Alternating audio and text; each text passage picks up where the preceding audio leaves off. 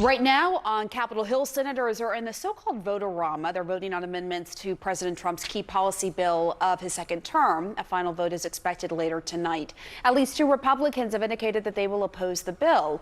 But where do things stack up on what's in the bill versus what we've heard from the Trump administration? Also, there is the House version. There's a lot to sift through, so we want to bring in our senior reporter, Daniel Dale, who joins us now for a fact check. Hi, Daniel. So let's start with what the president has said on Medicaid. How does that compare to what's actually in this bill? Some of the president's recent comments, Pamela, have been wildly categorically inaccurate. Listen, for example, to something he said last week. We're cutting $1.7 trillion in this bill, and you're not going to feel any of it. And your Medicaid is left alone. It's left the same. Your Medicare and your Social Security are strengthened. We're not cutting.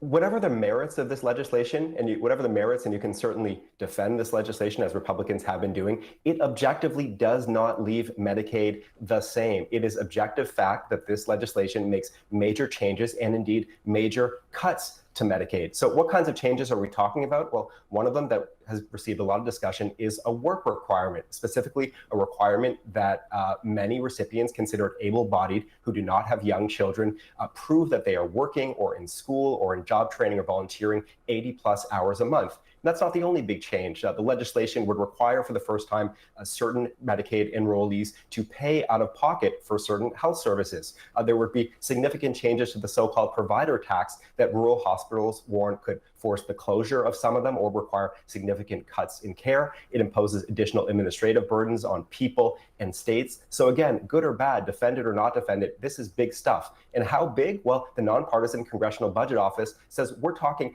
$930 billion cut in federal support for Medicaid over 10 years. That is the biggest Medicaid cut in history, according to many experts. And that would, of course, impact real people. This nonpartisan CBO estimates that we're talking about 11.8 million additional uninsured people in 2034 as a result of this legislation. Not all of it as a result of people losing Medicaid, but many of that 11.8 million would be people now on Medicaid who wouldn't be. And Daniel, what about the president's promise of no tax on Social Security benefits? Yeah, so Wolf, the president keeps talking and posting on social media as if this legislation would fulfill his major campaign promise to completely eliminate tax on Social Security. It simply would not. It does not eliminate tax on Social Security. Many seniors would still be paying it. Now, what the legislation does do is provide an additional tax deduction for seniors. It would be a $4,000 additional deduction in the House version, $6,000 additional deduction in the Senate version. That is, of course, something. It is certainly a step toward the president's campaign promise, but no, it does not completely satisfy that no tax on Social Security pledge. What about what the president said during the campaign, the no taxes on tips, no taxes on overtime? And the president has said that passing this bill could also result in a historic tax hike for some. What do we know there? Yeah, so he keeps using this 68% figure. I want you to listen to something else he said last week. Well, look, it's a great bill. It's a massive tax cut.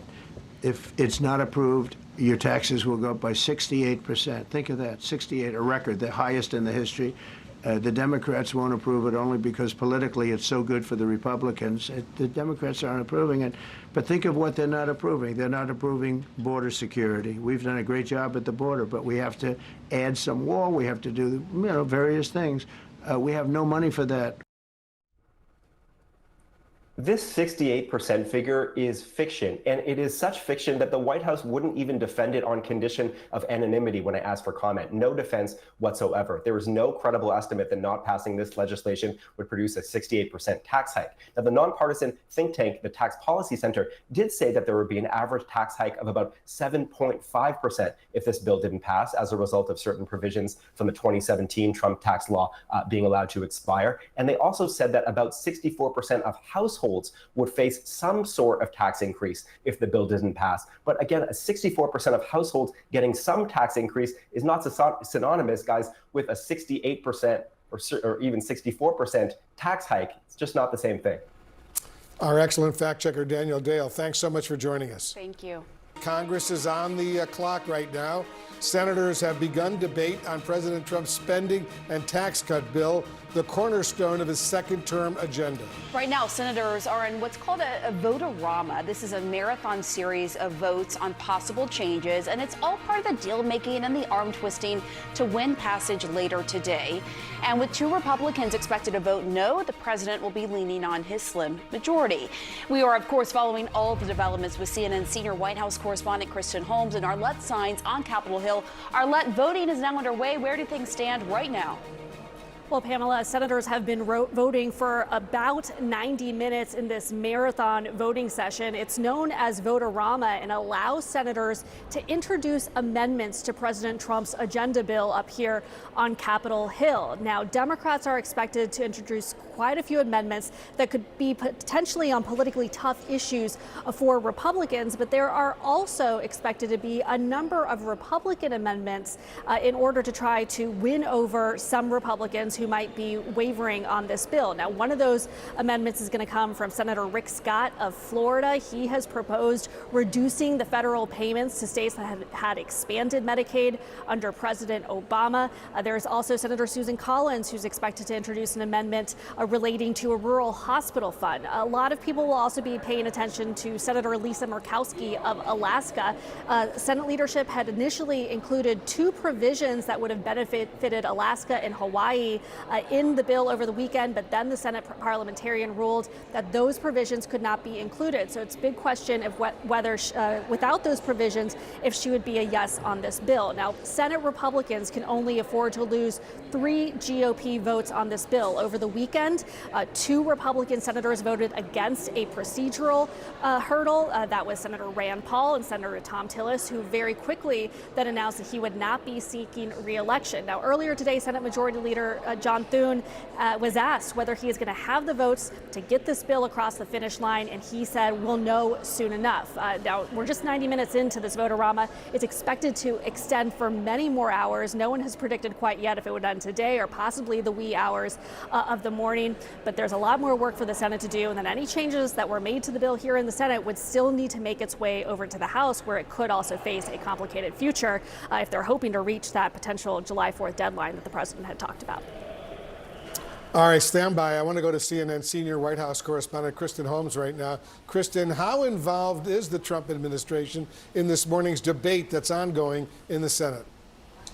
Well, they couldn't be more involved. We know in the walk-up to leading up to this moment that there was really a full-court press here at the White House. You had aides, advisors, allies of President Trump's meeting with senators one-on-one. You had President Trump himself calling various senators. As you were mentioning, this is the cornerstone of his second term, but it's also his legacy. He believes, and his team believes, that his entire legacy is wrapped up in this bill, and they must get it to pass. And if you're wondering how closely Donald Trump is watching this, this is what he posted on social media. He said, "For all cost-cutting Republicans, of which I am one, remember you still have to get reelected. Don't go too crazy. We will make it all up times 10 with growth more than ever before." Clearly here signaling 2 things. One, which we already know because we've heard from President Trump, that if you are willing to go against this bill in too extreme of a way, that he is willing to talk about your reelection and potentially primarying you. But also, the thing about President Trump is that he is always thinking about what plays well with voters. And remember, we've seen this now for several cycles. So he's trying to say if you go too far, you won't be reelected. But there's twofold of that, because he's obviously willing to come out against any Republicans that come out against his bill. And one thing to keep in mind is, because he is so invested in this passing, he is willing to strong arm. He is willing to talk about primaries, and so is his team. They have been, as I said, full court press on this. They want to get it done. They don't think it's moving fast enough, but they understand that there is a process. All right, Kristen Holmes, Arlette Saenz, thank you both.